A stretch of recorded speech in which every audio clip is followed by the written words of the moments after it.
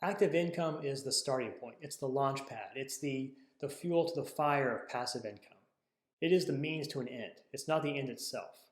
And once you realize this, you're going to change your relationship with how you view money and how you view the money you make from your job. As I was growing up, I thought that there was really only one way to make money, and that was you go to college. You get a degree, you go to work for some company or a number of different companies, you work your way up the corporate ladder, you put a little bit of money away every month into the stock market, and then after a long time, after years or decades, you could finally retire. That's how you make money. That's how you get rich. I had no idea that I was only thinking of one type of income, the active type. And that's not the kind that makes you wealthy, at least not quickly.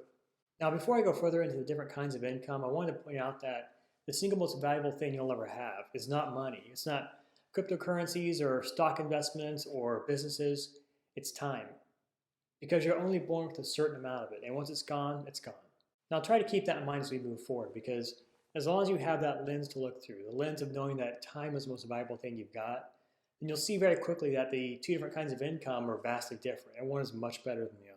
Now, with that said, what are the two kinds of income? Well, there's active and there's passive. Active income is what I just described earlier, where you have to actively work to make money. Meaning that if you have a job, you have to show up, you have to do work, you have to actually be there and be active to make that money, otherwise you don't get paid. Now conversely, there's passive income. And passive income is where you make money off of your investments rather than being actively involved in doing something for the money. So for example, if you own money and if you have stocks in the stock market, or if you have real estate, like rental properties, these things can make you money without you having to actively do anything, at least in the long run. Now, passive income stands out from active in that passive income requires an investment up front, but then as time goes on, you make money off of that investment. And keep in mind that the investment itself doesn't have to be money. It could be time or both. So for example, when my wife and I started setting up these rental properties, it wasn't just money we threw at it. We had to spend time doing things. We had to clean the units. We had to fix broken stuff. We had to put effort into it. But after we made that initial investment of time and money, we started making money back off of that, and we made passive income. Now, if you think about the traditional path to wealth, meaning that you work for decades, you put a little bit away every month, and then, when you're 60 or 65 or 70 or whatever, you can finally retire. In a way that is building passive income, but it's very slow. Because if you think about it, you use your active income, you put a tiny bit away in the stock market grows it, and then when you can retire, you've got this income that you're living off of, because as the stock market gives you interest on your money, you can live off of that interest. So passive income really is the key to freedom, but the active way of getting there is much slower. Now on top of this, the two income types are taxed completely differently. Meaning that if you have an active income job, you're going to be taxed on what's called an active income scale, meaning that as you make more money, you're taxed more. So if you have a $50,000 job, you're going to be a much lower tax bracket than someone who's making $100,000, $150,000. So the more you work, the harder you work, the more you earn, the more money you pay to government with active income. However, with passive income, the rates are much lower and they tend to be fixed, meaning that people who typically have a lot of assets and make a lot of passive income, which are the wealthy, they pay lower taxes. And this isn't some kind of loophole. This is really how the US tax system is set up. It encourages you to try and build passive income. The problem is that nobody tells you to do it. However, wholly apart from taxes, the most important thing to keep in mind is passive income lets you make money without actively spending your time. So you're making money while keeping your most valuable asset, your time.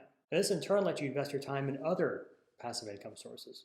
So for example, another rental property, or starting another business, or starting a YouTube channel. It might take some investment up front. You might have to put some money or some time into it, but over time that investment pays you back. And that's really the key to wealth. Now there's different ways and different methods of making the transition over from active income to passive income, but for the most part they all revolve around trying to use your active income intelligently and being deliberate with it, and then using that to fund passive income sources. Now, most people don't know this. They're never taught this in school, and it's not their fault, it's just nobody tells them. But the key to getting rich is to use your active income to build passive income sources. And most people use their active income from their jobs and they just buy toys with it, or they buy, a new car or a big house or something like that. But when they do that, they're not realizing that they're robbing their future selves of a lot of money. Active income is the starting point. It's the launch pad. It's the fuel to the fire of passive income. It is the means to an end. It's not the end itself. And once you realize this, you're going to change your relationship with how you view money and how you view the money you make from your job. So passive income pays you without you having to actively do anything. But what are some examples of this? Well, the easiest one would be dividend-paying stocks.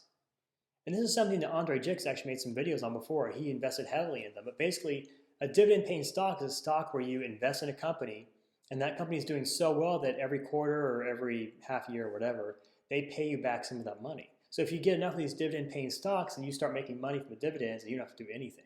Andrei is a great personal finance resource. I watch his content a lot on YouTube. And I'm going to link to the video down below in my description that talks about him basically describing dividend stocks and how to get into them, if that's something that interests you.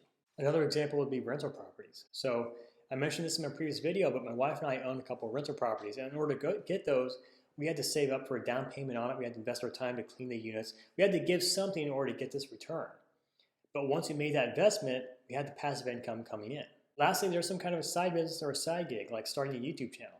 So for example, to make a video like this, I have to invest time, I have to do research, I have to buy some lighting stuff, I have to put effort into this to make a good video. But over time, hopefully as this channel grows, people will watch this and they'll learn from it, and maybe I'll make some AdSense money, so it'll be another income stream that's passive, meaning that the video is already made, I don't have to do anything, and I'll get paid to have people view the video.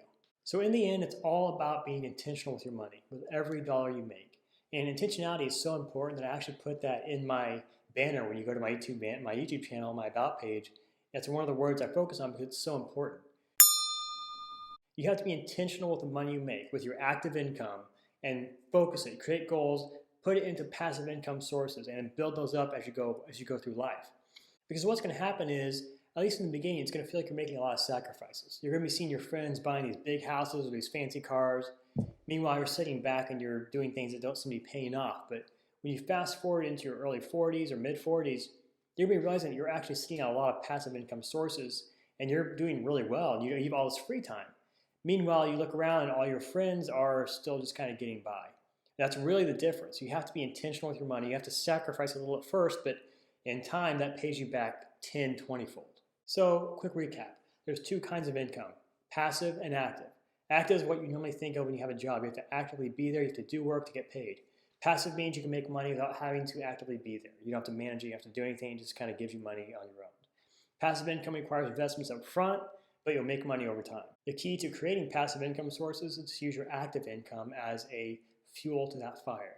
So you use your active income to create goals. The goals are centered around building passive income, and then you simply knock those goals out. And as you move through life, as you get a little bit older, you're going to look back and you're going to see you have all these passive income sources giving you a little bit of money here, a little bit there, a little bit here. And that's the secret to wealth. And we're done. Thank you so much for watching. If you liked the video, hit the like button or the subscribe button, and I'll see you next time.